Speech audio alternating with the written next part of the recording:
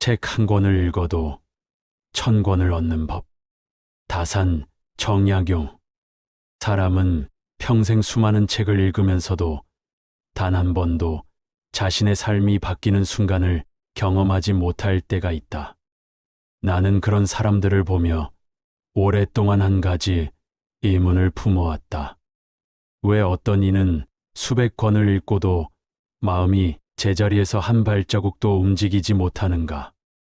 반대로 왜 어떤 이는 책 한 권, 심지어 단 한 문장만으로도 삶 전체가 흔들릴 정도로 깊은 변화를 얻는가? 이 차이를 설명하지 못하면 독서는 끝없는 반복이 되고 반복은 결국 지침으로 변한다. 나는 그런 지침 속에서 허우적거리는 사람들을 보며 책이라는 것이 과연 무엇을 해야 하는 것인지 다시 물을 수밖에 없었다. 사람들은 책이 삶을 바꾼다고 믿지만 나는 책이 삶을 바꾸는 것이 아니라 마음이 책을 바꾸는 것이라는 사실을 여러 번 보아왔다. 마음이 움직이지 않으면 책은 어떤 기적도 만들어내지 못했다. 아무리 많은 문장을 읽어도 마음의 문장이 열리지 않으면 책은 그저 종이에 새겨진 글자에 불과했다. 그러나 마음이 단 한 번이라도 제대로 흔들리는 순간 책은 전혀 다른 얼굴을 보였다. 한 문장이 다른 문장을 불러오고 한 생각이 또 다른 생각을 열어주며 책 한 권이 마치 1000권처럼 펼쳐지는 순간이 찾아왔다. 나는 그 찰나의 변화를 여러 번 경험했다. 그리고 그 변화는 결코 책의 양에서 오지 않았다. 변화는 마음의 깊이에서 왔다. 나는 이 문제를 이해하기 위해 오래전에 스스로에게 질문을 던졌다. 나는 책을 읽고 있는가? 아니면 책이 나를 스쳐 지나가고 있는가? 그 질문은 나를 오랫동안 괴롭혔고 유배지에서의 고독 속에서 더욱 깊어졌다. 사람들과 떨어져 아무도 나에게 기대를 걸지 않는 자리에서 나는 비로소 독서가 무엇을 요구하는 행위인지 바라볼 수 있었다. 그 고독 속에서 책은 나에게 벗이었으나 그 벗을 대하는 태도는 나의 마음에 달려 있었다. 마음이 산란하면 책은 나를 스쳐 지나갔고 마음이 고요하면 책은 나를 흔들었다. 그때 깨달았다. 책을 읽는다고 해서 반드시 책을 얻는 것은 아니며 책을 얻는 사람은 책을 많이 읽는 사람이 아니라 책을 깊이 읽는 사람이었다. 깊이 읽는다는 것은 책 안으로 파고드는 것이 아니라 책을 통해 나의 마음 안으로 들어가는 일이었다. 마음이 열리는 순간 한 문장은 하나의 길이 되었고 그 길은 또 다른 길을 열어주었다. 이렇게 마음속에서 길이 이어질 때 책 한 권은 더 이상한 권이 아니었다. 그것은 1000권의 세계를 품은 살아있는 지혜의 문이 되었다. 나는 그 문이 열리는 순간을 직접 보았다. 책장을 넘기던 손이 멈추고 마음속에서 조용히 일어나는 떨림이 문장을 붙잡을 때였다. 그 떨림은 기억하려는 의식이 만들어낸 것이 아니라 마음이 스스로 반응하여 일어난 움직임이었다. 그 움직임이 일어나는 순간 책은 종이가 아니었다. 책은 마음의 깊은 곳을 두드리는 하나의 울림이었고 그 울림이 사라지지 않고 계속해서 파동을 일으켰다. 나는 그 파동이 얼마만큼의 사유를 만들어내는지 여러 번 확인해왔다.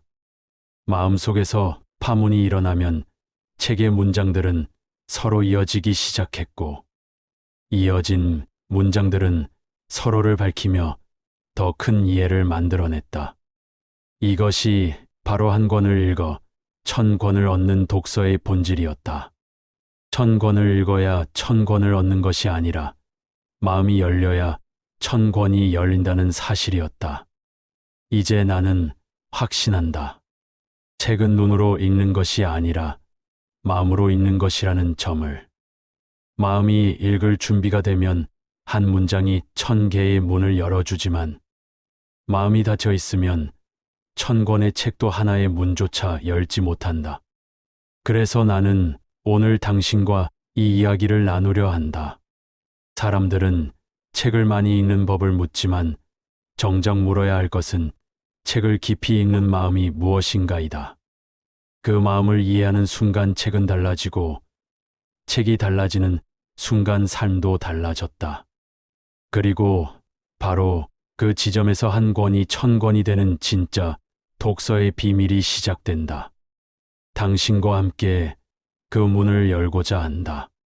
나는 책을 읽는다는 행위가 왜 사람마다 전혀 다른 결과를 만들어내는지 오랫동안 탐구해왔다. 어떤 이는 한 권을 읽고도 세상을 새롭게 바라보는 눈을 얻지만 어떤 이는 10권을 읽고도 아무것도 달라지지 않는 이유를 생각하며 시간을 보냈다. 나는 이 문제를 단순한 재능의 차이로 설명할 수 없음을 일찍이 깨달았다. 많은 사람이 독서를 지식의 수집으로 여겼으나 나는 지식은 독서의 부산물일 뿐 독서의 목적이 아님을 알았다. 지식은 언젠가 사라지거나 대체될 수 있지만 마음의 움직임은 사라지지 않고 삶의 방향을 바꾸기 때문이다. 나는 이 마음의 움직임이 어떻게 일어나고 어떤 조건에서 깊어지며 어떻게 확장되는지를 내 안에서 관찰하기 시작했다. 그 관찰은 생각보다 훨씬 깊고 오래 이어졌고 나는 그 과정에서 책을 읽는다는 것의 가장 본질적인 의미를 발견할 수 있었다. 책을 읽는다는 것은 단순히 글자를 이해하는 일이 아니었다. 글자를 눈으로 읽으며 의미를 헤아리는 것은 누구나 할 수 있는 일이다. 그러나 책을 깊이 읽는다는 것은 마음이 책을 비추는 일이며 책이 마음을 비추는 일이었다. 그 두 빛이 서로 부딪힐 때 일어나는 작은 흔들림이야말로 독서의 시작이었다. 마음이 흔들리지 않는 독서는 독서가 아니었다.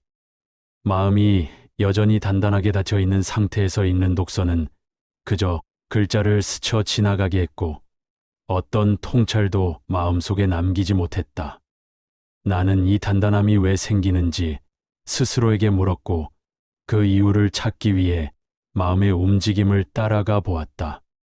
마음이 닫히는 이유는 단순했다. 사람은 이미 알고 있다고 생각하는 것에 마음을 열지 않는다. 이미 가진 생각이 견고할수록 새로운 문장은 마음에 들어올 틈을 만들지 못한다. 마음이 비워지지 않으면 책은 그 안에 새겨지지 않았다. 그래서 마음의 빈자리, 즉 고요함이 독서의 첫 번째 조건이었다. 나는 이 사실을 유배지에서 뼈아프게 깨달았다. 고립된 땅에서 나는 많은 책을 펼쳐들었으나 어떤 날에는 수십 페이지를 읽어도 아무것도 마음에 들어오지 않았고 어떤 날에는 한 페이지에서 수많은 깨달음이 밀려들었다. 그 차이가 어디에서 생긴 것인지를 가만히 살펴보니 마음의 상태가 책이 길을 열어줄지 닫아버릴지를 결정하고 있었다. 마음이 가라앉아 고요할 때 책은 문장을 조금씩 드러냈고 그 문장 속에서 나는 뜻을 찾을 수 있었다. 그러나 마음이 조금이라도 흩어지면 책은 나를 도와주지 않았다. 같아 보이는 글자들이 전혀 다른 결과를 가져오는 이유는 결국 마음의 준비 태도에 있었다. 이 태도는 억지로 만들 수 있는 것이 아니었다. 고요를 꾸며낼 수는 없었다. 고요는 꾸밈이 아니라 사유의 결과였기 때문이다. 그래서 나는 책을 펼치기 전에 마음을 먼저 살피는 습관을 들였다.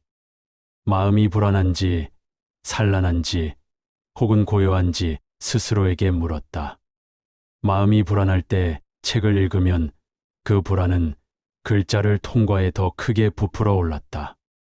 마음이 산란할 때 책을 읽으면 문장의 결이 흐려져 이해는 얕아졌다.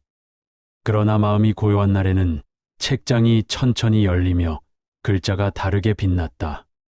그 빛은 종이 위에 적힌 것이 아니라 마음이 반응하여 만들어낸 것이었다. 나는 이것이 독서의 첫 관문임을 확신하게 되었다. 마음이 준비되지 않으면 1000권의 책을 읽어도 모두 허공으로 흩어진다. 그러나 마음이 한번 열리면 단 한 문장도 1000권의 가치를 지니게 된다. 사람들은 깊이 읽기를 어려운 일로 생각하지만 나는 그 반대로 느껴왔다. 깊이 읽지 못하는 이유는 깨닫지 못해서가 아니라 생각이 많아서였다. 생각이 많아지면 문장을 있는 그대로 바라보지 못하고 문장 위로 자신의 추측과 해석을 덧씌우게 된다. 그렇게 책의 뜻은 왜곡되기 쉽고 마음은 책이 아니라 자신의 생각 속을 떠돌게 된다. 깊이 읽는다는 것은 생각을 더하는 일이 아니라 덜어내는 일이었다. 마음에서 불필요한 소리들을 걷어내고 책의 문장이 스스로 말하게끔 하는 것이었다. 책의 힘은 억지로 이해하려 할 때가 아니라 받아들일 준비가 되었을 때 비로소 나타났다. 그때 책은 나에게 말하지 않았고 마음이 책의 뜻을 스스로 들었다. 나는 이 순간을 수없이 경험하며 책이란 외부의 대상이 아니라 내면을 움직이는 은밀한 신호임을 알게 되었다. 나는 책을 읽으며 문장을 하나라도 붙잡기 위해 노력한 적이 없다. 오히려 노력하지 않을 때 문장은 더 깊이 스며들었다. 기억하려 하지 않아도 기억되었고 이해하려 하지 않아도 마음이 스스로 이해했다. 이것은 나의 경험을 넘어 인간 마음이 가진 자연스러운 작용이었다. 마음은 억지로 움직일 때가 아니라 스스로 깨어날 때 진실을 본다. 독서도 마찬가지였다. 억지로 많이 읽으려는 마음은 스스로를 압박하여 문장의 길을 막고 천천히 읽으며 마음을 맡기는 순간 문장은 스스로 마음속에서 길을 냈다. 그 길이 이어질 때 비로소 책 한 권이 10권이 되고 10권이 100권으로 이어지며 결국 이해의 세계가 1000권까지 확장되는 흐름이 생겼다. 나는 이러한 흐름이 책이 아닌 마음의 힘에서 시작된다는 사실을 말하고 싶다. 그래서 책 한 권을 1000권으로 만드는 독서는 기술이 아니라 마음을 다듬는 일이라고 나는 생각한다. 마음이 준비되면 한 문장도 세계를 바꿀 수 있고 마음이 닫히면 수백 권의 책도 스스로를 바꾸지 못한다. 이처럼 독서의 본질은 책이 아니라 마음이었다. 나는 유배지에서 이 진실을 조금씩 깨달았고 깨달음을 따라 책을 대하는 태도를 바꾸기 시작했다. 책을 많이 펼치는 것이 목적이 아니라 책이 내 마음에 남기는 파문을 살피는 것이 목적이 되었다. 문장이 만들어내는 사유의 흔들림을 가만히 품고 있으면 그 흔들림은 내일 새로운 깨달음으로 이어졌고 그 깨달음은 또 다른 책의 문장과 이어졌다. 이렇게 연결되는 사유는 어느 순간 내가 읽은 책의 양을 훨씬 뛰어넘는 깊이가 되었다. 나는 이것이 한 권이 1000권이 되는 독서의 시작임을 분명히 보았다. 숫자는 의미가 없었다. 중요한 것은 마음이 책을 어떻게 맞이하는가였다. 마음이 열리면 책은 늘 그 이상의 세계를 보여주었다. 마음이 깊어지면 한 권의 책도 끝없는 길을 열어주었다. 나는 오늘 그 길을 당신에게도 보여주고 싶다. 나는 책을 깊이 읽기 위해 가장 먼저 마음을 고요하게 해야 한다는 사실을 고독한 세월 속에서 배워왔다. 처음에는 이 말이 무엇을 뜻하는지 제대로 이해하지 못했다. 마음을 고요히 한다는 것이 곧 아무 생각도 하지 않는 무심의 상태를 말한다고 생각했으나 시간이 지나며 나는 그것이 얼마나 큰 착각이었는지를 알게 되었다. 마음에 고요한 생각이 없는 상태가 아니라 생각이 마음을 휘두르지 못하게 하는 상태였고 감정이 움직이더라도 그 감정에 자신을 내어주지 않는 상태였다. 마음이 고요해야 한다고 말하는 이유는 단순히 편안하기 위해서가 아니라 고요한 마음만이 책의 뜻을 받아들일 수 있기 때문이었다. 마음이 흔들리는 날에는 책의 문장도 함께 흔들렸고, 문장이 흔들리면 그것이 말하고자 하는 깊은 결을 포착할 수 없었다. 고요한 마음은 문장을 붙들어 두는 그릇과도 같아서 그릇이 안정적일 때에야 비로소 책의 뜻이 온전히 담겼다. 마음이 불안하거나 산만하면 그릇은 흔들리고 그 흔들림 속에서 책의 의미는 흘러내려 버렸다. 유배지에서의 생활은 본의 아니게 내 마음을 고요히 다루는 가장 훌륭한 도장과도 같았다. 사람의 발길이 드문 산길을 걸을 때마다 나는 마음 속에서 끝없이 일어나는 파동을 보았다. 고요한 자연 속에서도 마음은 결코 조용하지 않았다. 외부가 조용하다고 해서 마음이 조용해지는 것은 아니었다. 오히려 외부가 고요해지자 그동안 들리지 않던 마음의 소리들이 더 선명하게 들려왔다. 이 모든 소리와 파동이 책을 읽을 때 어떤 영향을 주는지를 알아보기 위해 나는 내 마음의 결을 오래 관찰했다. 마음이 지나치게 들뜬 날에는 책의 문장이 가볍게 느껴졌고, 마음이 지나치게 가라앉은 날에는 문장이 무겁게 다가왔다. 마음은 책을 읽는 렌즈와도 같아서 그 렌즈의 상태에 따라 문장은 완전히 다른 빛깔을 띠었다. 그래서 나는 책을 읽기 전에 렌즈를 닦듯 마음을 다스리는 일이 중요하다는 것을 깨달았다. 이 깨달음 이후로 나는 책을 열기를 서두르지 않았고, 책장을 넘기기 전에 먼저 마음의 흐름을 가만히 살폈다. 고요한 마음이란 억지로 만들어내는 것이 아니었다. 나는 그것을 유배지에서의 수많은 실패를 통해 알게 되었다. 마음을 억누르거나 다잡으려 할수록 마음은 더 큰 반발을 보였다. 고요를 이루기 위해 마음을 강제로 잠재우려 하면 오히려 마음은 더 큰 요동을 일으켰다. 이는 마치 진흙탕 물이 일렁일 때 손으로 억지로 누르면 더 큰 탁함이 올라오는 것과 같았다. 고요는 억지로 만드는 것이 아니라 기다림 속에서 스스로 가라앉는 것이었다. 마음의 흐름을 억제하지 않고 바라보며 기다릴 때 마음은 천천히 잔잔한 결을 드러냈다. 이 기다림의 시간 속에서 나는 고요가 단순한 상태가 아니라 사유를 위한 가장 중요한 토대임을 알게 되었다. 고요가 깃든 자리에서 책의 문장은 새로운 의미를 드러냈고, 그 의미는 나의 일상적 사고를 넘어 더 깊은 깨달음으로 이어졌다. 나는 그 경험을 통해 책을 읽는 것은 외적인 행동이 아니라 내적인 움직임임을 더욱 확실히 깨달았다. 고요한 마음으로 책을 읽으면 책은 한 장 한 장이 아니라 한결 한결로 들어왔다. 문장의 표면을 읽는 것이 아니라 문장 뒤에 숨겨진 마음을 읽을 수 있게 되었다. 책의 저자가 남긴 흔적, 그 흔적을 지탱하는 사유의 기둥, 그리고 그 기둥이 어디에서 비롯되었는지까지도 고요 속에서는 분명하게 보였다.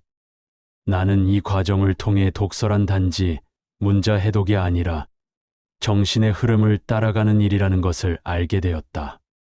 문자와 사유는 서로 떨어져 있지 않았고, 고요한 마음은 그 둘을 잇는 다리였다.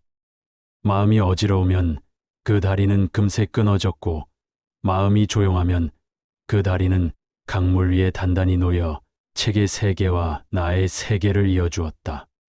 유배지에서 나는 매일같이 책을 펼치며 이 마음의 다리가 어떤 날에는 견고하고 어떤 날에는 쉽게 흔들리는지를 지켜보았다. 마음이 불안한 날에는 문장이 산란하게 다가왔고, 그 산란함 속에서 나는 책의 뜻을 붙잡을 수 없었다. 그러한 날에는 억지로 책을 읽는 대신 마음이 잦아들기를 기다렸다. 반대로 마음이 고요한 날에는 책의 문장을 넘어 저자의 사유 전체가 한눈에 들어왔다. 그 사유는 내 마음의 결과 만나 새로운 흐름을 만들었고, 그 흐름은 다시 다음 문장으로 이어졌다. 이 순간에 나는 책이 단순한 정보가 아니라 살아있는 존재처럼 느껴졌다. 책은 마음과 마음이 만나는 자리였고 그 만남 안에서 책의 문장이 새로운 생명력을 얻었다. 독서란 결국 마음을 바라보는 일이라는 사실을 깨닫는 데에는 많은 시간이 필요하지 않았다. 그러나 그 마음을 실제로 다루는 일은 오랜 훈련이 필요했다. 책을 통해 마음을 다스리는 것이 아니라 마음을 다스린 뒤 책을 읽는 것이 독서의 순서였다. 마음을 먼저 고요하게 만들면 책은 자연스럽게 마음의 속도로 흘러들어왔고 그 흐름은 억지로 붙잡지 않아도 길을 만들었다. 이 길이 만들어지는 순간 나는 책을 읽는다는 행위가 단순한 배움이 아니라 깊은 변화를 일으키는 작업임을 매 순간 느꼈다. 고요한 마음은 책이 나에게 말을 걸 수 있도록 길을 열어주는 자리였고 나는 그 자리를 지키기 위해 유배지의 고독 속에서 많은 시간을 들였다. 고요가 자리를 잡자 나는 책의 깊이를 전혀 다른 차원에서 이해할 수 있게 되었다. 예전에는 문장을 이해하는 데 집중했지만 고요 속에서는 문장을 넘어 문장을 낳은 사유의 토양을 볼 수 있었다. 토양을 보면 그 토양이 어떤 기후와 어떤 물기를 머금고 있는지 자연스럽게 알게 되었고, 그리하여 문장은 더 이상 외부의 지식이 아니라 나의 마음 속에서 자라나는 사유의 씨앗이 되었다. 책 한 권을 읽는다는 것은 그 씨앗을 심는 일과 같았고, 고요한 마음은 그 씨앗이 뿌리를 내릴 수 있는 흙이 되었다. 씨앗이 뿌리를 내리면 어느 순간 책은 한 권의 경계를 넘어 다른 책들의 세계로 이어졌다. 이것이 바로 독서가 마음의 깊이를 더하는 과정이었으며 한 권이 천 권이 되는 길의 중간 지점이었다. 마음의 고요가 깊어질수록 책은 나에게 더 많은 세계를 드러냈고 그 세계는 하나의 문장을 통해 끝없이 확장되었다. 나는 이 고요 속에서 책이 왜 익혀야 하는지, 그리고 왜 어떤 이는 평생을 읽어도 아무런 변화를 얻지 못하는지를 분명히 이해할 수 있었다. 나는 책을 깊이 읽기 위해 마음을 고요히 다스리는 일이 첫걸음이었다고 생각하지만 고요의 자리에서 독서가 완성되는 것은 아니었다. 마음이 조용해진 뒤에는 문장의 실마리를 붙잡는 일이 필요했다. 나는 그 실마리가 언제나 아주 작은 한 문장이라는 사실을 깨달았다. 사람들은 책을 통째로 이해해야 한다고 생각했지만 나는 한 권의 책에서 모든 것을 이해할 필요가 없다고 느꼈다. 오히려 모든 것을 이해하려는 마음이 책의 전체를 가리기도 했다. 반대로 단 한 문장을 완전히 이해한 날에는 그 책 전체가 달리 보였고 그 문장이 또 다른 책의 문장을 불러냈다. 나는 이것을 일득지라 불렀다. 한 가지를 얻는다는 뜻이었으나 그 한 가지가 10가지를 열어주고 10가지가 다시 100가지를 열어주었다. 나는 이 흐름이 독서의 핵심이라고 믿었다. 책을 읽다 보면 마음이 갑자기 멈추는 순간이 있었다. 문장이 길지도 않고 특별하지도 않았으나 그 문장이 유독 마음에 걸리는 순간이었다. 마치 그 문장이 나를 불러세우고 있는 듯 다가왔고 나는 그 문장 앞에서 책장을 넘기지 못했다. 이런 순간을 나는 오래 지켜보았고 그 순간이야말로 독서가 시작되는 자리임을 알게 되었다. 마음이 문장을 붙잡는 것이 아니라 문장이 마음을 붙잡는 자리였다. 그 자리에서 나는 문장을 외우려 하지 않았고 이해하려 애쓰지도 않았다. 다만 그 문장을 오래 바라보며 그것이 마음속에서 만들어내는 작은 흔들림을 관찰했다.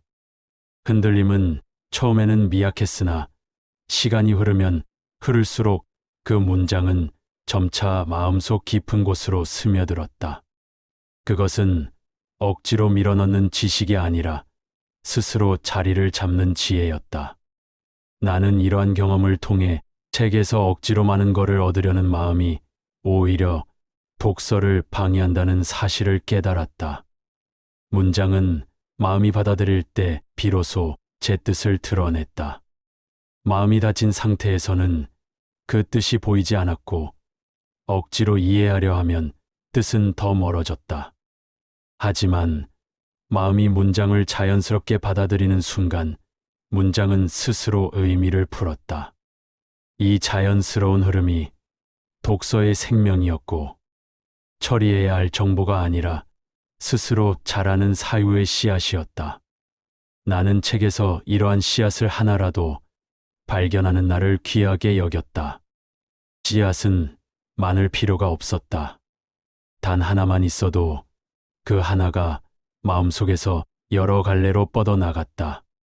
그렇게 뻗어나간 사유는 때로는 과거의 책을, 때로는 아직 읽지 않은 책까지 새로운 시각으로 바라보게 만들었다.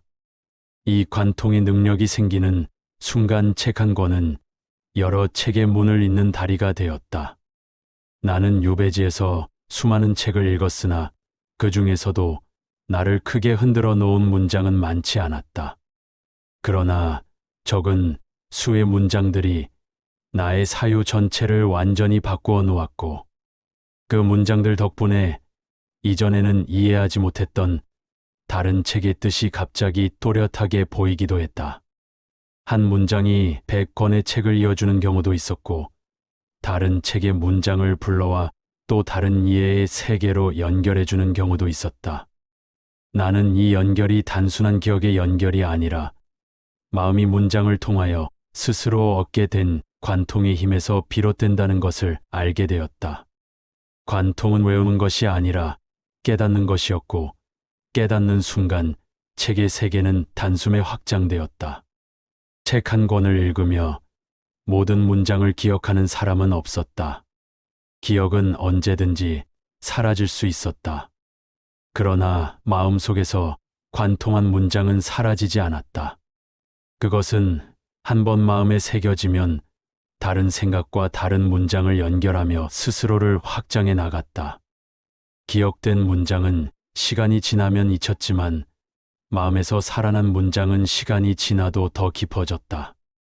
나는 이것을 보며 독서의 목적이 기억에 있지 않음을 더욱 확신하게 되었다. 사람들은 지식을 많이 쌓으려 했지만 지식이 많을수록 혼란이 커지는 경우가 많았다.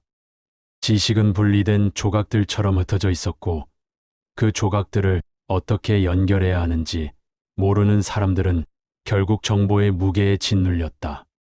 그러나 관통하는 문장을 얻은 사람은 지식을 조각이 아니라 흐름으로 이해했다. 흐름 속에서는 조각 하나하나가 자연스럽게 이어졌고 이어진 지식은 혼란이 아니라 질서가 되었다. 이 질서가 마음속에서 자리를 잡으면 읽지 않은 책까지도 이해의 범주 안에 들어왔다. 나는 이러한 독서의 경험이 왜 중요한지 스스로에게 물었고 그 이유를 찾는데 오랜 시간이 필요하지 않았다. 마음이 문장을 통해 스스로를 관통할 때 사람은 변했다. 변화는 책에서 오지 않았다. 책은 단지 계기였을 뿐 변화는 마음의 깊은 자리에서 일어났다. 마음은 문장을 통해 자신을 비추었고 그 비춤 속에서 이전에 보지 못했던 자신을 발견했다. 이 발견이 독서의 가장 큰 보상이었다. 책을 많이 읽어도 자신을 보지 못하면 독서는 헛된 일이었고 단 한 문장이라도 자신을 보게 해준다면 그 한 문장은 1000권의 가치가 있었다. 나는 한 문장이 어떻게 1000권의 문장을 열어주는지를 자주 경험했다. 유배지의 고독한 겨울에 읽은 한 문장이 봄에 읽은 책의 뜻을 바꾸기도 했고 어린 시절에 배웠던 고전의 문장을 다시 새로운 눈으로 바라보게 만들기도 했다. 이처럼 사유는 하나의 점에서 시작해 점차 퍼져나가며 여러 지식을 이어주는 힘을 가졌다. 이 힘이 독서의 핵심이었으며 책의 양이 아니라 마음의 깊이가 독서의 결과를 결정했다. 많은 사람들이 책을 읽으며 깊이를 얻지 못하는 이유는 문장을 너무 빨리 지나치기 때문이었다. 마음이 문장을 붙잡을 시간을 주지 않았고, 문장이 마음속에서 스스로 자라날 기회를 주지 않았다. 독서는 속도가 아니라 머무름이었다. 문장 앞에서 멈추어 서고 마음이 흔들릴 때까지 바라보며, 흔들림이 사유로 이어질 때 문장은 비로소 생명을 얻었다. 나는 이 흐름이야말로 한 권이 천 권이 되는 과정의 중심이라고 생각한다. 책을 빨리 읽는 사람은 많았지만 천 권을 얻는 사람은 드물었다. 그 차이는 마음의 깊이에서 나왔고, 깊이는 머무름에서 비롯되었다. 멈추어 읽는 사람은 문장을 관통했고, 관통은 자연스럽게 다른 책의 문장을 이어주었다. 이렇게 이어진 사유는 점차 새로운 세계를 펼쳐 보였고, 마음은 책에서 얻은 깨달음을 바탕으로 자신을 다시 세워나갔다. 나는 이 과정을 통해 독서가 단지 지식을 얻는 행위가 아니라 마음의 구조를 바꾸는 작업임을 분명히 알게 되었다. 구조가 바뀌면 삶을 바라보는 눈도 달라졌고, 세상을 해석하는 기준도 달라졌다.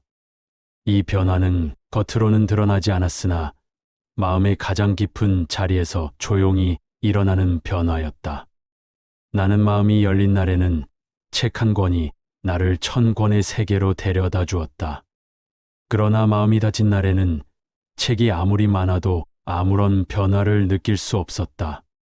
그래서 나는 독서의 양보다 마음의 태도를 더 중요하게 여겼다. 단 한 문장을 깊이 이해하면 여러 책의 문장을 새롭게 해석할 수 있었고, 이 해석은 다시 나의 삶을 비추어 새로운 길을 보여주었다. 이런 이유로 나는 책을 펼칠 때마다 마음이 움직이는 순간을 기다리며 그 순간을 독서의 진정한 시작이라고 생각했다. 마음이 움직이면 문장은 살아났고, 문장이 살아나면 책은 하나의 세계가 되었다. 나는 그 세계를 걸으며 수많은 사유의 길을 발견했고, 그 길이 모여 천 권의 가르침이 되었다. 나는 한 문장을 깊이 이해할 때 마음속에서 새로운 사유가 피어오르는 경험을 자주 했다. 그러나 그때는 그 사유가 단지 하나의 깨달음으로 끝나는 것이 아니라 내가 이미 읽었던 책이나 앞으로 읽게 될 책의 세계와 서서히 이어지기 시작했다는 사실을 깨닫지 못했다. 시간이 지나면서 나는 이 연결이 독서에서 가장 중요한 순간임을 알게 되었다. 책과 책이 이어지는 순간, 지식은 더 이상 외부에 흩어진 정보가 아니라 하나의 흐름을 이루는 강이 되었다. 이 흐름 속에서 나는 책의 내용을 기억하지 않고도 수많은 책의 뜻을 헤아릴 수 있었다. 기억은 외부의 흔적이지만 흐름은 마음의 작용이었다. 마음이 스스로 흐름을 이어가는 순간, 독서는 양의 문제가 아니라 질의 문제가 되고, 질의 문제는 결국 마음의 깊이와 통찰의 넓이를 결정했다. 나는 관통의 독서가 어떻게 이 연결을 만들어내는지 이해하기 위해 내 안의 움직임을 오래 살폈다. 한 문장을 깊이 이해하면 그 문장은 마음속에서 작은 파문을 일으켰다. 처음에는 미약했으나 시간이 지나면서 파문은 점차 넓어졌다. 그 넓어진 파문은 다른 책에서 만났던 문장 혹은 당시에는 이해하지 못했던 문장과 연결되었다. 이해하지 못했던 문장은 이해의 대상으로 남아 있었고, 마음은 그것들을 오래 품고 있었다. 그리고 관통한 문장의 파문이 그 미해결의 문장에 닿는 순간, 이해하지 못했던 문장들이 새로운 빛을 띠었다. 그 빛은 마치 책의 저자가 새롭게 말을 걸어오는 듯한 느낌을 주었다. 그때 나는 깨달았다. 책은 시간이 지난 뒤에도 다시 살아날 수 있다는 것을. 살아나는 책은 내가 이해를 미뤄두었던 책이 아니라 관통한 문장 덕분에 마음속에서 새롭게 해석될 수 있는 책이었다. 이 경험을 반복하며 나는 한 권을 깊이 읽는 일이 여러 권의 책을 동시에 읽는 일과 같다는 것을 알게 되었다. 마음은 하나의 문장을 통해 또 다른 문장을 연결했고 그 연결은 또 다른 흐름을 만들어냈다. 이런 흐름이 쌓이면 책의 세계는 서로 고립된 섬이 아니라 하나의 대륙처럼 이어졌다. 나는 책을 많이 읽지 않아도 이 대륙을 여행할 수 있었다. 중요한 것은 섬의 개수가 아니라 섬들을 잇는 다리였다. 그러한 다리를 건설하는 힘이 바로 관통된 독서에서 비롯되었다. 그 다리가 많아질수록 나의 사유의 지형도는 넓어졌고 고독한 유배의 한계 속에서도 나는 끝없는 지적 세계를 경험할 수 있었다.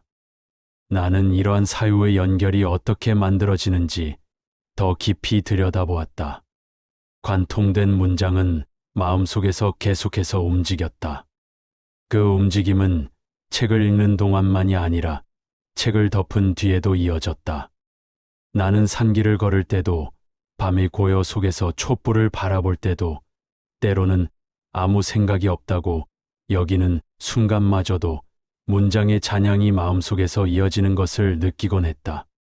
문장은 내 생각의 깊은 곳에서 새로운 의미를 만들어 나갔고 그 의미는 점차 넓어져 또 다른 책을 이해하는 데 쓰였다. 이때 나는 독서의 본질이 바로 이 잔향에 있다는 것을 알았다. 독서는 책을 읽는 순간에만 일어나는 것이 아니라 책을 덮은 뒤에도 계속되는 마음의 작업이었다. 이 마음의 작업이야말로 책 한 권을 1000권으로 만드는 가장 결정적인 과정이었다. 이러한 연결은 억지로 만들 수 없었다. 사람들은 종종 다양한 책을 동시에 읽어 연결을 강제로 만들려 했지만 제각각의 책에서 얻은 조각들은 서로 이어지지 않았다. 이어지지 않는 조각들은 그저 다른 조각 위에 얹힌 채 혼란을 만들 뿐이었다. 진정한 연결은 억지로 만드는 것이 아니라 마음이 스스로 연결을 필요로 할 때 자연스럽게 만들어졌다. 한 문장을 관통한 뒤 마음속에서 일어나는 필요의 움직임이 새로운 연결을 요구했고 그 요구는 나를 또 다른 문장으로 이끌었다. 마음이 문장을 필요로 할 때 문장은 자연스럽게 연결되었고 그 연결은 억지로 기억하거나 외우려는 노력을 넘어서서 마음의 작용으로 자리 잡았다. 이는 하나의 생명체가 스스로 형태를 만들어가는 것과도 같았다. 마음은 사유를 통해 지적 구조를 만들었고 그 구조는 계속해서 확장되며 더 넓은 세계를 품었다. 나는 이 과정을 유배지의 오랜 고독 속에서 더욱 분명하게 보았다. 외부와 단절된 채 살아가다 보면 작은 변화도 쉽게 감지할 수 있었다. 책을 한 번 읽을 때마다 마음속에서 어떤 사유의 결이 움직이는지, 어떤 문장이 나를 오래 붙잡는지, 어떤 문장이 다른 문장을 끌어오는지 모두 뚜렷하게 느낄 수 있었다. 나는 이러한 관찰을 통해 마음이 지식을 어떻게 다루는지 이해하게 되었다. 지식은 단순한 정보의 축적이 아니라 마음의 결을 따라 움직이는 흐름이었다.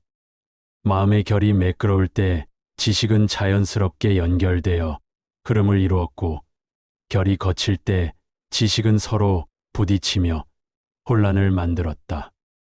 마음의 결은 고요함과 관통의 힘을 통해 매끄러워졌고 매끄러워진 결은 사유의 넓이를 키워주었다. 연결이 일어나는 순간 나는 책을 읽는다는 행위가 더 이상 고립된 작업이 아니라 넓은 대화의 장으로 변하는 것을 느꼈다. 이 대화는 저자와의 대화가 아니었다.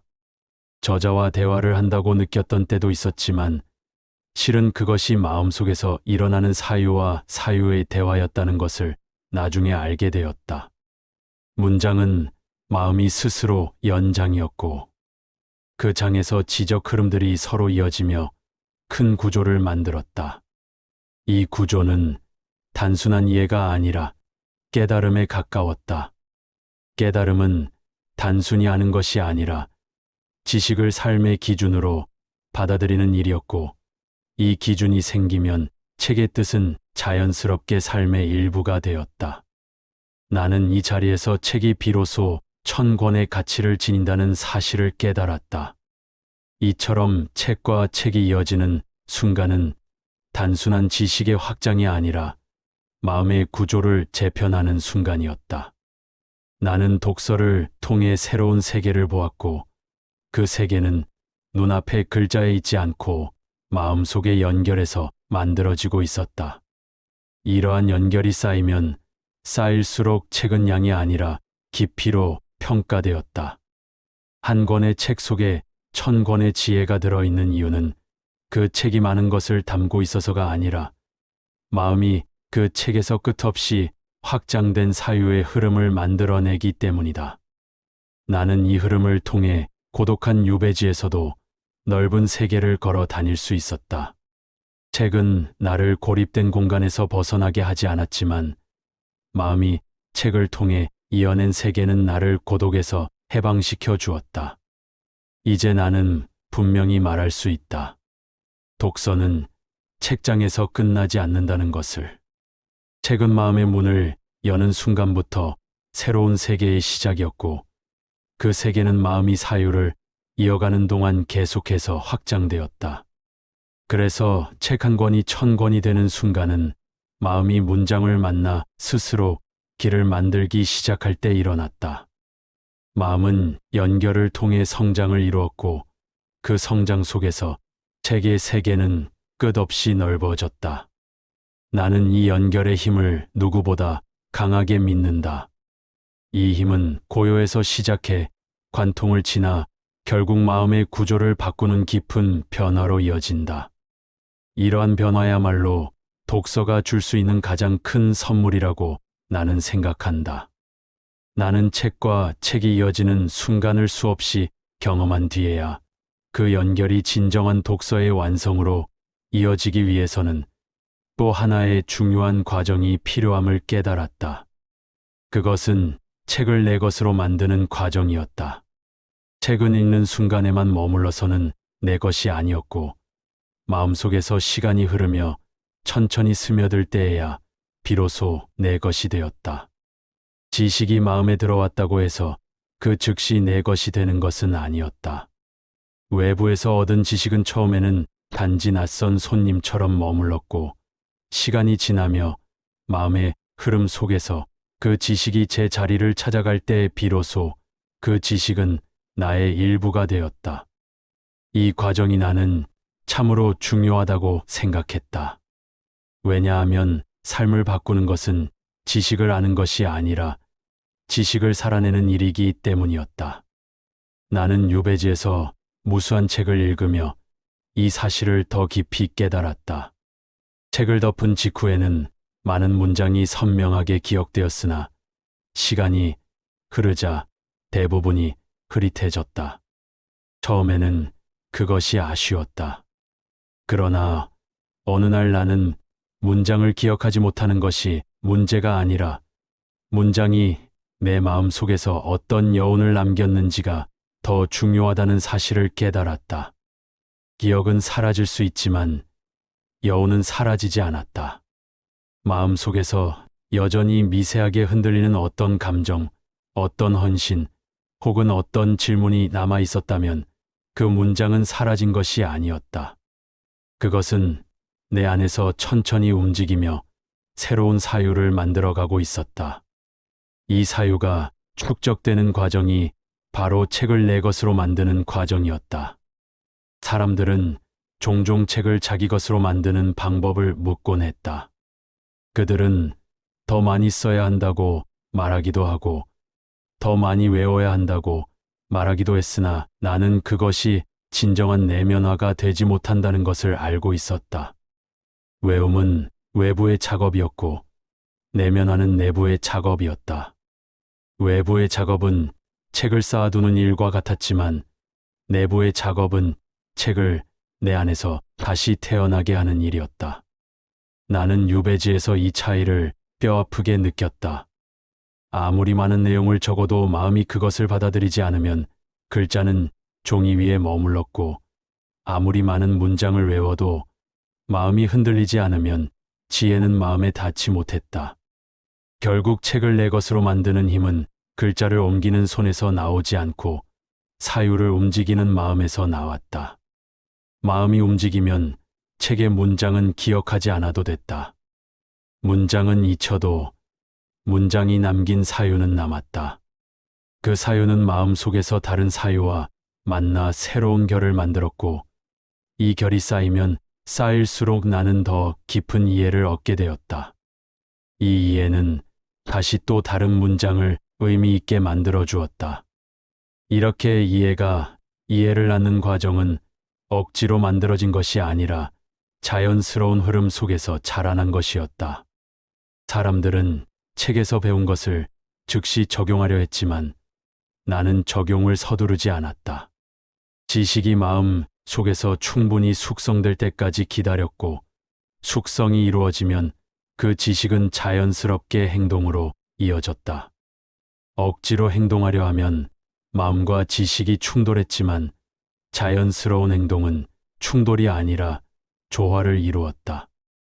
나는 그 조화 속에서 책이 단순한 지식의 보고가 아니라 삶의 동반자라는 사실을 더욱 깊이 이해할 수 있었다. 유배지에서 나는 많은 날을 사유하며 보냈다. 책을 읽고 난 뒤 촛불을 바라보며 오래 생각했다. 그 생각은 책을 이해하려는 것이 아니라 책이 내 안에서 어떻게 움직이고 있는지를 듣는 일이었다. 촛불의 흔들림처럼 사유도 흔들렸고 흔들림 끝에서 새로운 결이 찾아왔다. 나는 이 흔들림이야말로 독서가 나에게 준 가장 귀한 순간이라고 느꼈다. 책을 덮은 후의 시간이 책을 읽는 시간만큼 중요했다. 책의 문장이 마음을 두드렸다면 그 여운이 마음 속에서 계속 이어질 때 비로소 책은 내 것이 되었다. 문장은 외부에서 왔지만 사유는 내부에서 자랐다. 이 내부의 성장은 고요히 그러나 확실하게 나의 세계를 넓혀 주었다. 나는 이 과정을 거치며 책과 나 사이에 새로운 관계가 형성됨을 느꼈다. 처음에는 책이 나에게 가르치려 했지만 시간이 지나자 책은 가르치는 존재가 아니라 내 마음의 거울이 되었다. 책을 읽으며 나는 책 속의 저자보다도 나 자신을 바라보게 되었고 문장을 통해 나의 오랜 습관과 생각의 틀이 어떻게 드러나는지를 보았다. 나의 편견이 어디에서 비롯되었는지, 나의 고집이 어떤 근거를 가지고 있었는지, 나의 두려움이 어떤 방향에서 자라났는지 책은 조용히 보여주었다. 이 보여짐의 순간이 바로 책을 내 것으로 만드는 과정의 핵심이었다. 책은 나에게 외부의 기준을 강요하지 않았고 오히려 나의 내부를 비추어 스스로 이해하도록 이끌었다. 나는 이 자리를 진정한 독서의 자리라고 생각한다. 지식이 나를 누르는 자리가 아니라 지식이 나를 들어 올리는 자리였다. 어떤 날에는 책에서 얻은 문장이 몇 년이 지나서야 내 삶에서 의미를 드러냈다. 그동안 나는 그 문장을 잊고 지냈지만 마음 속에서는 그 문장이 여전히 자리를 지키고 있었다.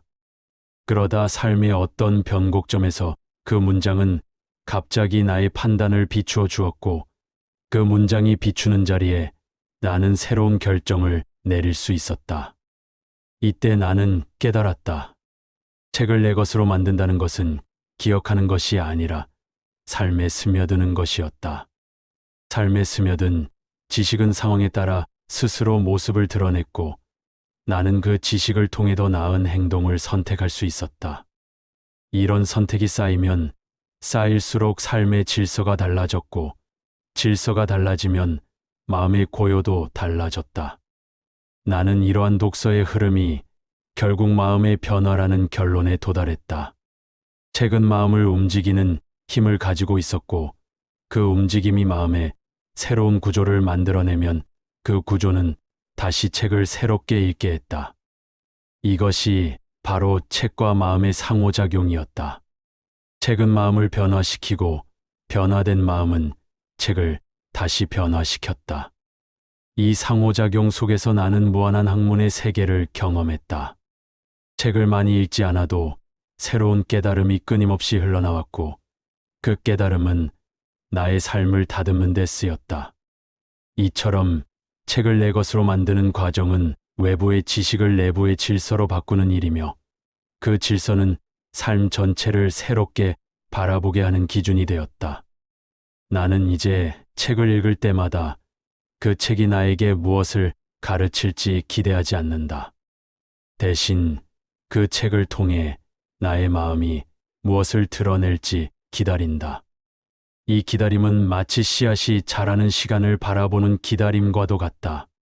억지로 재촉하지 않고 자연의 흐름에 맡길 때 씨앗은 스스로 자라났고, 자라난 씨앗은 때가 되면 열매를 맺었다. 독서도 마찬가지였다. 마음에 심어진 사유는 시간이 지나며 자연스럽게 열매를 맺었고, 그 열매는 다시 삶의 질서를 새롭게 만들어 주었다. 이것이 바로 책을 내 것으로 만든다는 것의 진정한 의미였다. 나는 책을 내 것으로 만드는 일이 삶을 변화시키는 과정이라고 생각했으나, 그 변화가 어떻게 완성되는지에 대해서는 오랜 시간 마음속에서 탐구를 이어왔다. 책이 마음에 들어오고 사유가 움직이며 의미가 뿌리 내리는 이 흐름만으로는 충분하지 않았다. 삶의 변화는 단순한 이해와 깨달음이 아니라, 그 깨달음이 마음속에서 오래 머무르며 나를 조용히 다시 빚어내는 과정에서 비롯되었다. 책을 읽는 동안에는 여러 가지 사유가 떠올랐지만, 책을 덮고 난 뒤의 긴 시간 속에서 그 사유는 실제 삶을 비추는 빛으로 변했다. 이 변화를 바라보는 동안 나는 독서의 마지막 단계가 무엇인지 조금씩 알게 되었다. 그것은 책을 통해 얻은 깨달음을 삶의 기준으로 삼는 일, 그리고 그 기준이 시간이 지나도 흔들리지 않도록 마음을 다스리는 일이었다. 나는 유배지에서 이 기준이 어떻게 자리 잡는지를 깊이 경험했다. 책을 통해 얻은 지혜가 하루하루를 견디는 힘이 되었고, 외부와 단절된 공간에서 나를 지켜주는 마지막 장벽이 되었다. 처음 유배를 왔을 때 나는 많은 것을 잃었다고 생각했다. 사람과의 관계, 정치의 길, 세상 일에 참여할 수 있는 기회 등 그 모든 것이 단번에 사라졌다. 그러나 시간이 지나자 나는 잃었다고 생각했던 자리에 새로운 공간이 생겨나고 있음을 보았다. 그 공간은 사유의 공간이었다. 외부의 소란이 사라지자 마음은 더 멀리까지 들릴 수 있었고, 책에서 나온 작은 문장들까지도 때로는 큰 울림으로 다가왔다. 이 울림이 내 안에서 자라 결국 삶의 기준을 형성해 나갔다. 나는 그 기준을 지키며 살았고, 그 기준을 통해 나 자신을 다스리는 법을 배웠다. 사유가 기준으로 바뀌는 과정은 결코 빠르지 않았다. 책을 읽으며 깨달은 여러 가르침 중 많은 것들이 처음에는 이해의 차원에만 머물렀다. 그러나 시간이 지나면서 이해는 점차 내면의 결로 변화했다.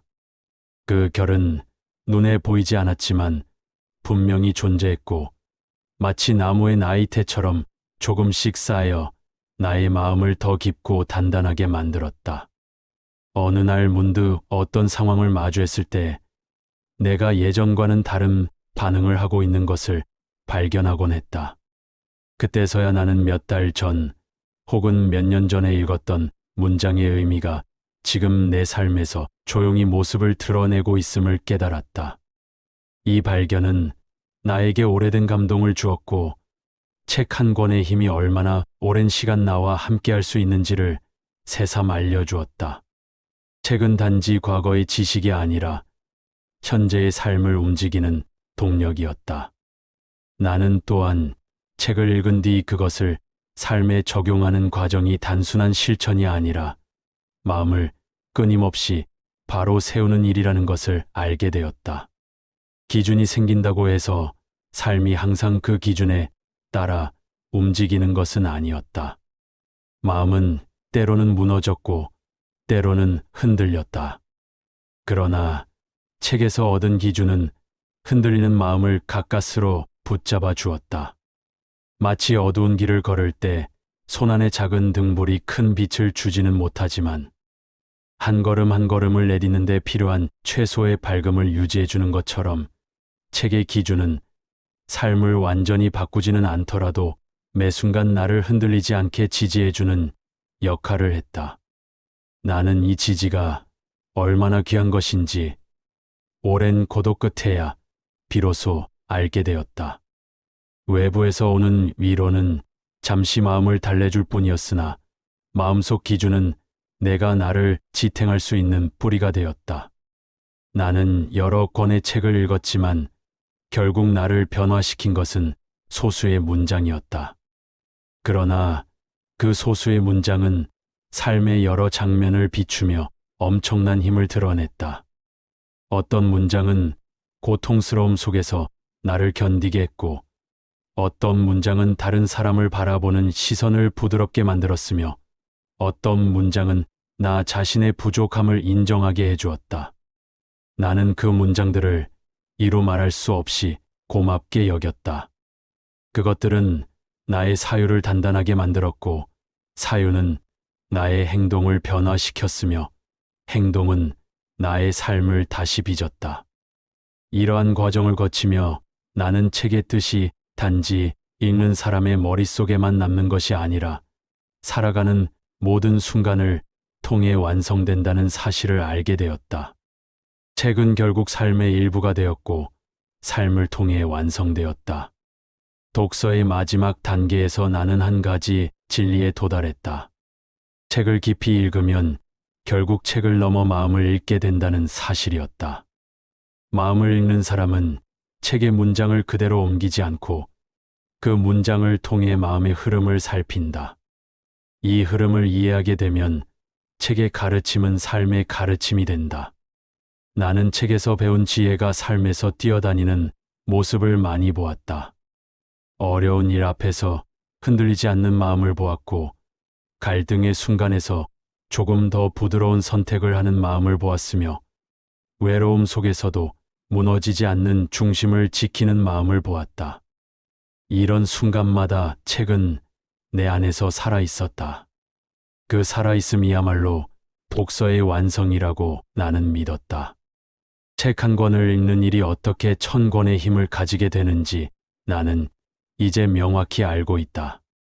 책의 양이 많아서가 아니라 그 책이 마음속에서 끊임없이 이어지고 확장되기 때문이다. 책에서 시작된 사유는 마음속에서 새로운 길을 만들었고, 그 길은 또 다른 길로 이어지며 삶 전체에 영향을 주었다. 책을 읽는 순간은 짧았으나 그 사유는 평생을 살아 움직였다. 그러므로 책 한 권을 깊이 읽는 사람은 겉으로는 단 한 권만 읽었을지라도 실제로는 1000권의 지혜를 얻는 사람인 셈이었다. 지혜는 양에서 나오지 않았고 깊이에서 비롯되었다. 이 깊이는 고요함, 사유, 관통, 그리고 살아냄을 통해 완성되었다. 이 네 가지의 흐름이 하나로 이어지는 순간 책은 한 권의 물건이 아니라 마음의 세계를 열어주는 열쇠가 되었다. 나는 매일 책을 펼칠 때마다 그 사실을 다시금 느낀다. 책의 세계는 언제나 분명하고 그 세계 안에서 나는 길을 잃지 않는다. 책은 나를 깊은 곳으로 데려가고 깊은 곳에서 다시 얕은 곳의 삶을 새롭게 바라보게 한다. 이러한 왕복의 경험이 쌓일수록 독서는 삶에 가까워졌고 삶은 독서에 가까워졌다. 더 이상 두 세계는 나뉘어 있지 않았다. 그 둘은 하나의 흐름 속에서 서로를 비추었고 그 비춤 속에서 나는 나 자신을 조금씩 바로 세워갔다. 이 자리까지 오기까지 오랜 시간이 필요했지만 그 시간이 있었기에 나는 책 한 권이 1000권이 되는 순간을 분명하게 말할 수 있게 되었다. 그 순간은 특별한 사건이 아니라 마음 속에서 조용히 이루어지는 긴 여정의 끝이었다. 책 한 권을 깊이 읽는 일은 결국 나를 나에게로 데려오는 여정이었다. 나는 오랜 세월 동안 수많은 책을 읽으며 지식을 쌓는 것이 학문의 목적이라고 생각했으나 시간이 흐를수록 학문의 중심은 지식이 아니라 마음이라는 사실을 깨닫게 되었다.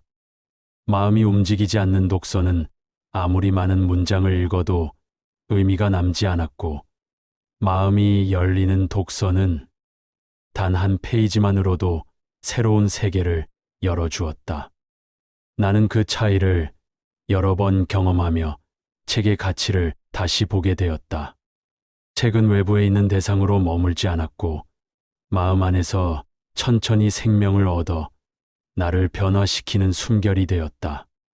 나는 그 숨결을 느끼며 책을 읽는 동안만이 아니라 책을 덮은 후에도 나의 사유가 계속해서 이어지는 것을 느꼈다. 이 이어짐이야말로 독서의 진정한 힘이었다. 사람들은 종종 내게 얼마나 많은 책을 읽어야 하느냐고 물었다. 그러나 나는 그 물음이 이미 독서의 본질에서 멀어져 있다고 생각했다. 책을 많이 읽는 것이 중요한 것이 아니라 한 권의 책이 마음 안에서 어떻게 살아나고 있는지가 더 중요했다. 마음을 움직이는 문장은 많지 않았고, 그 몇 문장이 삶 전체를 비추는 빛이 되었다. 그 빛은 때로는 희미했고 때로는 강렬했지만 분명 마음속에 남아 나의 길을 이끌어 주었다. 나는 그 빛 덕분에 외로운 날들을 견딜 수 있었고, 복잡한 마음을 가라앉힐 수 있었으며, 흔들리는 상황 속에서도 중심을 지킬 수 있었다. 책의 문장은 나를 움직이지 않았으나 문장이 만들어낸 사유는 내 삶을 움직였다. 책은 이렇게 조용히, 그러나 깊게 나의 마음에 자리를 잡았다. 나는 유배지에서 책과 더 깊이 마주할 수 있었다.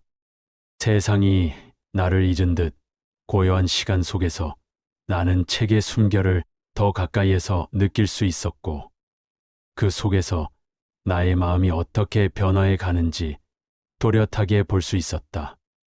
책은 나를 위로하지 않았고 대신 나를 단단하게 만들어 주었다. 외부의 위로는 금세 사라졌지만 책이 만들어준 마음의 결은 시간이 지나도 흔들리지 않았다. 그 결은 나를 붙잡아 주었고, 붙잡힌 마음은 다시 사유를 통해 나를 이끌었다. 이처럼 책은 고통을 지우지는 못했지만 고통을 견디는 힘을 길러주었고, 고독을 없애지는 못했지만 고독을 해석하는 눈을 길러주었다. 나는 이 눈을 통해 세상을 다시 보고 나를 다시 보았다. 책 한 권을 깊이 읽는 일이 1000권의 힘을 갖는 이유는 결국 여기에 있다고 생각한다. 책이 많아서 삶이 달라지는 것이 아니라 책을 통해 마음의 기준을 세울 때 삶이 달라진다.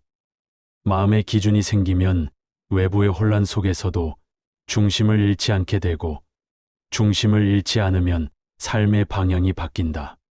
방향이 바뀌면 행동이 달라지고, 행동이 달라지면 결국 삶의 결이 달라진다. 이 모든 과정의 시작이 단 한 문장의 깊은 이해였다는 사실을 생각하면 나는 한 문장이 가진 힘에 경외심을 느끼곤 한다. 사람들은 1000권을 읽기 위해 많은 시간을 들이지만 1000권의 가치를 얻기 위해 필요한 것은 오히려 마음을 깊이 열어 단 한 문장을 받아들이는 일일지도 모른다. 나는 책을 통해 삶의 길을 배웠다. 길은 멀리 있지 않았고 문장 속에 숨어 있었다. 문장을 이해하는 일이 곧 나를 이해하는 일이었고, 나를 이해할수록 마음은 더 깊어졌다. 깊어진 마음은 더 넓은 세계를 품을 수 있었고, 그 세계 안에서 나는 책이 준 지혜를 삶 속에서 다시 시험해 볼 수 있었다. 어떤 날에는 그 지혜가 나를 이끌어 주었고, 어떤 날에는 내가 그 지혜를 붙잡아야 했다. 하지만 어느 경우든 지혜는 나를 떠나지 않았다. 책은 내게 새로운 세상을 보여주었고, 그 세상 속에서 나는 다시 나 자신을 발견했다. 이 발견이 반복될수록 책은 단지 기는 존재가 아니라 나와 함께 길을 걷는 존재가 되었다. 나는 이제 당신에게도 말하고 싶다. 책 한 권을 읽는 일이 결코 작은 일이 아니라고. 책을 읽는 동안 당신의 마음은 분명히 어떤 움직임을 경험할 것이며 그 움직임은 시간이 지나며 당신의 삶 속에서 천천히 모습을 드러낼 것이다. 처음에는 그 변화가 미세하고 느리게 느껴질지라도 어느 순간 당신은 문득 깨닫게 될 것이다. 내가 몇 달 혹은 몇 년 전에 읽었던 그 문장이 지금 나를 이끌고 있다는 사실을. 그리고 그 순간 당신은 알게 될 것이다. 책 한 권이 1000권의 힘을 가지는 이유를. 그것은 책이 많은 것을 담고 있어서가 아니라 책이 마음 속에서 스스로 자라며 당신의 삶을 다시 빚어 주기 때문이다. 이제 나는 이렇게 생각한다. 책은 나를 떠난 적이 없었다고. 책은 내가 펼치는 순간에만 존재하는 것이 아니라 내가 살아가는 모든 순간 속에서 사유의 형태로 함께하고 있었다고. 그것이 독서의 마지막 장이며 책이 주는 최고의 선물이라고. 책 한 권을 읽어 1000권을 얻는다는 말은 지식의 양을 말하는 것이 아니라 마음의 깊이를 말하는 것이다. 마음이 깊어질 때 책의 의미는 시간 속에서 자라며 더 넓은 세계로 이어지고 그 세계는 결국 당신의 삶 전체를 비추는 빛이 된다. 나는 그 빛이 앞으로도 당신의 길을 오래도록 비추어 주기를 바란다. 책을 통해 단 한 번 깊이 마음이 움직였다면 그 움직임은 당신의 삶에서 결코 사라지지 않을 것이다. 그것은 조용히 당신을 이끌고 당신이 스스로의 길을 걸어갈 수 있도록 무언의 힘을 건넬 것이다. 그리고 당신이 언젠가 뒤돌아보는 순간 당신은 알게 될 것이다. 단 한 권의 책이 얼마나 많은 길을 당신에게 열어주었는지를. 이것으로 이번 이야기를 마무리하겠소. 긴 이야기를 지금까지 묵묵히 함께 해준 그대에게 고마움을 전하오. 나 정약용의 이야기가 그대에게 미약하게나마 삶을 다시 비추어 보는 성찰의 불씨가 되길 바라오. 나 다산 정약용은 그대를 위해 계속해서 이야기할 것이니 다음 자리에서 다시 마주할 날을 고요히 기다리겠소.